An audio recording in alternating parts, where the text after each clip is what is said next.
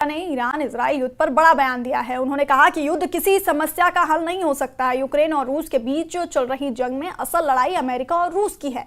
उन्होंने इजराइल पर फिलिस्तीन से मुसलमानों को हटाने का आरोप लगाया और गाजा में हो रहे नरसंहार पर चिंता जताई। अब्दुल्ला ने अमेरिका इजराइल पर ईरान को दबाव का आरोप भी लगाया और कहा कि ईरान कभी झुकेगा नहीं, करबला के मिसाइल उसकी जड़ों में है। अमेरिका की भी जो इनसे मिला हुआ है, उनको गाज़ा चाहिए। वो गाज़ा कुछ ऐश का इलाका बनाना चाहते हैं जिसमें ट्रंप की कंपनी का हाथ है।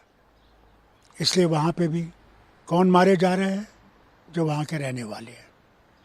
हज़ारों में मारे जा रहे हैं, रोज़ मारे जा रहे हैं। यहाँ तक कि यूनाइटेड नेशंस जनरल असेंबली में रेजोल्यूशन आया था कि इसको रोको, मैं कोई मानने वाला नहीं दिखता। अब ईरान का हाल है, ईरान पे हमला किया जा रहा है। समझते हैं कि ईरान को दबा देंगे, और ईरान पे उन्होंने कहा था पहले 2 हफ्ते हम सीज़ फायर करते हैं, तब तक हम देखेंगे, मत हो सकता है बातचीत से हल निकलेगा। मगर उनकी यह है कि रिजीम चेंज करनी है।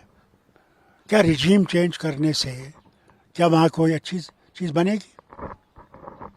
क्या वहाँ पे कोई और चीज़ आएगी जो ठीक होगी, इससे बेहतर?